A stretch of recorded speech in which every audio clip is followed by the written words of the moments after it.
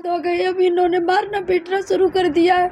मैं बहुत बेचार हो गई हूँ। मैं इन लोगों से, मैं मेरे गली वाले सब लोग मदद देते हैं, सहारा देते हैं, देखते हैं, बोलते हैं बेटा हम सब खड़े हैं तेरे साथ, पर ये लोग मेरे इंसाफ कर रहे हैं। मेरे ससुराल वाले, मेरे 2 बच्चे हैं, इनको कोई मदद देने को तैयार नहीं है, घर से निकालना चाहते हैं। मैं इनके पास गए, इनकी सास ससुर के पास, तो 10 दाम पंचायत में डर चुके, और पंचायत में एक बार भी कह देते, मतलब जो बांट देंगे, हिस्सा दे देंगे, हिस्सा भी देने को तैयार नहीं। हमारी लड़की को मार मार के बाल लगा रहे, भगा रहे, ये कह रहे हुआ घर पे भाग जाए अपनी मायके को, ठीक है। और जो बच्चे कायद मतलब जो पलेंगे, हमारी तो बच्ची पढ़ी नहीं है, रत्ता नहीं आती हमारी बच्ची को, आती है हम भी को रत्ता नहीं आती है। देहात के आदमी भूल जाते, बहुत परेशान हमारी बेटी है। और हिस्सा इन्हें मतलब जो है मिल जाए भी चाहिए, लाजमी, मतलब जो है इतनी हद जो रही है, हम 5 छूते आपके, ठीक है। हमारी बेटी को हिस्सा भी मतलब जे मिल जाए भी चाहिए। नमस्कार, स्वागत है आप सभी का न्यूज़ इंडिया एक्सप्रेस में, और मैं हूं आपके साथ हिमांशु उपाध्याय। और इस वक्त मैं मौजूद हूं गोविंदपुरी की गली नंबर 6 में, और हाउस नंबर है 552। आपको बताना चाहेंगे कि यहां पर लगातार एक वारदात हो रही है, जहां पर एक महिला को लगातार उसके ससुराल पक्ष के द्वारा मारा पीटा जा रहा है। आपको बता दें कि हर बार एक महिला को यही कहा जाता है कि शादी के बाद आपका ससुराल ही आपका सब कुछ है, वहीं पर जीना है और वहीं पर मरना है। लेकिन अगर उसके ससुराल में जाने के बाद उसके ससुराल वाले उसके साथ इस तरीके का व्यवहार करें कि उसके साथ मारपीट करें, तो ये कहीं ना कहीं एक महिला के साथ बहुत गलत होता है। तो एक ऐसी ही पीड़िता महिला हमारे साथ मौजूद हैं, जिनसे हम जानते हैं कि इनके साथ आखिर क्या क्या हो रहा है। तो मैम, क्या नाम है आपका? रेखा देवी।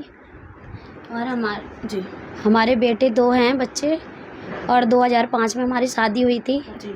हाँ, पति का देहांत 2 महीने पहले हो गया है। ना मुझे किसी ने ये पूछा अपने बच्चे कैसे खिलाओगे, कैसे पिलाओगे, ना कुछ खाने में, ना मैं कभी बाहर गई हूँ कि जिससे मैं कमा के खा सकूँ, और ना मैं पढ़ी लिखी हूँ। हाँ, मेरी मारपीट की जा रही है, जिससे कि कागज ये घर छोड़ के बाहर चली जाए। मेरे ससुर ने मारपीट की है, मेरे देवर और सास नंद की बेटी ये पकड़ के मुझे पिटवाते हैं, गंदी तरीके से हरकतें करते हैं, और ये बिल्कुल कुछ मुझे देना नहीं चाह रहे हैं। कह रहे कि मेरा बेटा एक्सपायर हो चुका है, अब मैं तुम्हें कुछ नहीं देंगे, तुम्हारे बर्तन रोड पे 6 महीने में मैं फेंक देंगे। तो मुझे ये डर है कि मेरे बच्चे को मतलब छत छाया नहीं मिलेगी। मैं यही अनुरोध करती हूँ, हाथ जोड़ के विनती है कि हमें, मेरे बच्चों को कुछ धमकियाँ देते हैं कि रात में तेरे भाइयों के तेरे पर काट देंगे, तो मेरे पर जब कट जाएंगे, भाई भी नहीं आएंगे, बच्चे भी मर जाएंगे, तो मेरे पर कट जाएंगे, मेरा सारा छूट जाएगा, तो मैं कैसे जिएगी? आप बताओ। आपके पति की डेथ कैसे हुई थी? हमारे पति की डेथ हुई थी, मेरे पति को मेरे देवर ने, मेरी सास ने अपने घर बुलाया था कालकाजी में। तो उन्होंने बोला आपके था, देवर कालकाजी में रहते हैं? हाँ जी, तो कालकाजी में बुलाया था, बोला था कि रवि घर आ जाओ, मम्मी बुला रही हैं, मम्मी बुला रही हैं। तो उसके बाद में बोला उन्होंने कि किस लिए बुला रही हैं, तो कि आजा प्रॉपर्टी के मतलब रजिस्ट्री के लिए बुला रहे हैं, बातचीत करेंगे। उसके बाद में उन्होंने बोला है कि बातों बातों में मुझे खाना दिया है, तो मैंने खाना खा के बातचीत करके मैं घर चल दी है। मैं घर चले आए हैं, तो मुझे रास्ते में थोड़ी थोड़ी घबराहट महसूस हुई। फिर उसके बाद घर मेरे पति आ गए हैं, उसके बाद उनको पलटी हो गई है। पलटी होके मैंने उनको पूछा है, किस चीज़ की पलटी हुई इन्हें? खून की पलटी हो गई है। जी। उसके बाद में मैंने पूछा है तुमने क्या खाया था बाहर, तो तुम्हें पलटी हो गई है। तो मैं वहाँ गए थे, वहाँ खाना खा के आए मैं, इसलिए मुझे पता नहीं किस चीज़ से मुझे पलटी हो गई है।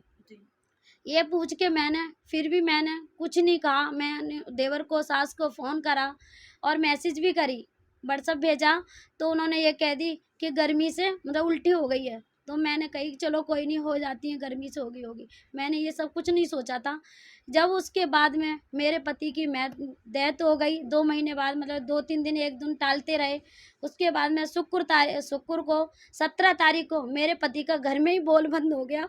उसके बाद में मैं गई, मैंने कि देवर ले फ़ोन करा कि नीरज आ जाओ, अपने भैया को ले चलो, कि सुबह ले चलेंगे। ये जब मैंने कि बोल बंद हो गया, सुबह कैसे जाएंगे, मुझे अभी जाना है। तो उसके बाद में मैंने काका ज़बरदस्ती बुला के उनको और लेके चले। तो मैंने बोला एम्स में ले चलो, तो उन्होंने बोला सफदरजंग ले जा रहे। सफदरजंग में कोई ट्रीटमेंट नहीं हुआ। 4 बजे तक हम हॉस्पिटल में पड़े रहे, ना कुछ ग्लूकोज, ना कुछ नहीं चढ़ा। उसके बाद में मुझे महरौली का उन्होंने रिपोर्ट दिखा दी कि महरौली की रिपोर्ट देखते उन्होंने ये नहीं कहा कि बोल बंद है तो कुछ ट्रीटमेंट होता। उसके बाद में रिपोर्ट दिखाते मुझे महरौली में भेज दिया। महरौली में गए तो तो पहले आप सफदरजंग गए और उसके बाद फिर आप महरौली गए। महरौली 4 बजे गए, 4 बजे हम महरौली गए तो उसके बाद वहाँ पे कोई ट्रीटमेंट नहीं हुआ मेरे पति का, वहीं पड़े रहे। ऑक्सीजन लगा दी, ना कुछ ग्लूकोज चढ़ाया, ना कुछ करा। मतलब सुबह 9-10 बजे वाले डॉक्टर जब आए तब मैंने उनसे ही जाके पूछा, मैं सर मेरा पेशेंट बहुत सीरियस है, आप देख लो एक बार। उन्होंने जैसे ही देखा आप यहाँ क्यों पड़े हो, आपने वो तुरंत ही बोला उन्होंने आप सफदरजंग जाओ, एम्स में जाओ, एम्स में भर्ती कराओ, आपका कैसी एरिच है। मैं वहाँ तक पहुँचे जब तक मेरे पति की मतलब घबराहट ज्यादा हो गई। मतलब पहले आप सफदरजंग गए, सफदरजंग से आप महरौली गए और महरौली जाने के बाद फिर आपको एम्स में रेफर कर दिया गया। हाँ जी, हाँ जी, रेफर कर दिया गया।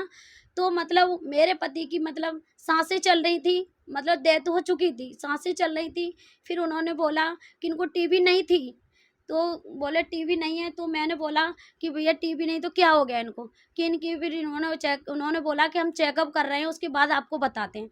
उन्होंने बोला कि कुछ खाया हुआ है, इस चीज़ से मतलब ये चीज़ डैमेज हो गई है इनकी। क्या चीज़ खाया है ये मुझे नहीं पता, इसमें क्या है कुछ नहीं आ रहा है, डैमेज हो गई हैं, तो इससे मतलब उनकी मृत्यु हो चुकी है, तो ये बोला था उन्होंने। तो आपको क्या लगता है ऐसा उन्होंने क्या खाया होगा? अब मैंने तो शक करा था कि शायद से मम्मी ने हिस्सा बंटवारे के पीछे तो नहीं कुछ खिला दिया, पर क्या मैं हिस्सा बंटवारे की बात चल रही थी?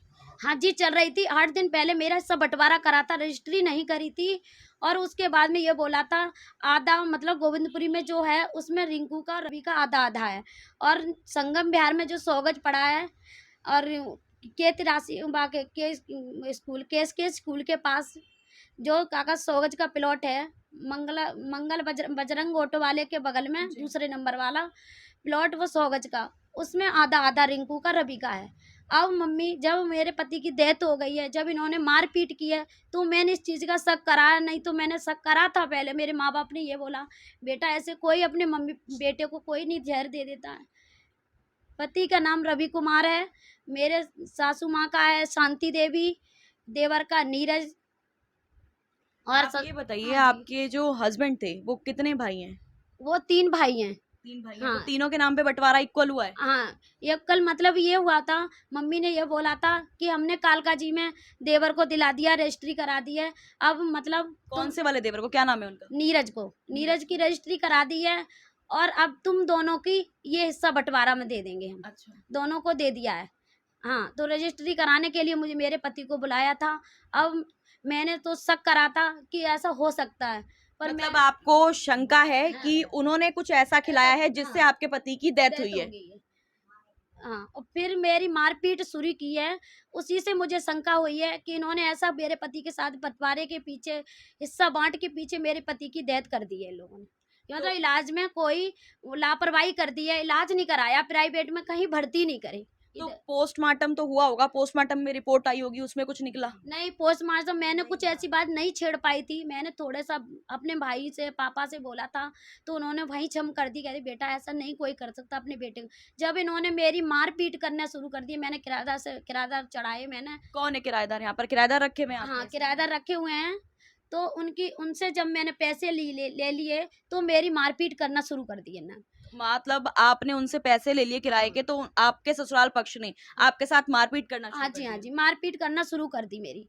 कह रहे कि तेरे साथ ऐसे ही गलत व्यवहार करेंगे। मेरे पापा सही सिटीजन है, मेरे देवर बोलती हैं, मेरी सासू माँ बोलती हैं, और मेरी नंद की बेटी क्या बोलते हैं? ये बोलती हैं कि तेरे साथ ऐसे ही अत्याचार करेंगे तो ही तू भागेगी, नहीं तो बनना जाएगी नहीं यहाँ से। मतलब आपको उन्होंने क्लियर तौर पर कह दिया है हाँ कि जी, वो हाँ। आपको घर से बाहर निकालना चाहते हैं? ये मुझे ये कहते हैं मैं तेरे बर्तन फेंक देंगे, तेरे पर काट देंगे, तुझे मैं घर से बाहर, धमकियां देते हैं। रात में आके सादा वर्दी में पुलिस वाले भी आते हैं, वो भी मतलब आपको आते हैं वो पुलिस वाले ही हैं?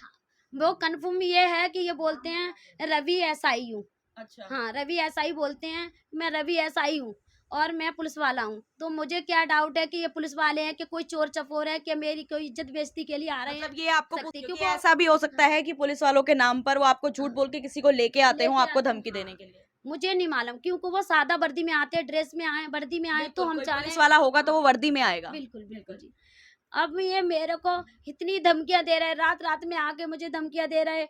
औरतें भी आती हैं, कहती हैं राजीनामा कर ले, नहीं तो तेरे साथ ऐसा ही होगा। और सबको क्या राजीनामा करना चाहते हैं वो? ये राजीनामा कर चाहते हैं कि ये मारपीट की है, उसकी राजीनामा कर ले। मैं नहीं मारपीट करूंगी। की आपने कोई कंप्लेंट डाली भी है? हाँ जी, मैंने कंप्लेंट डाली हुई है कहाँ पर? गोविंदपुरी थाने में।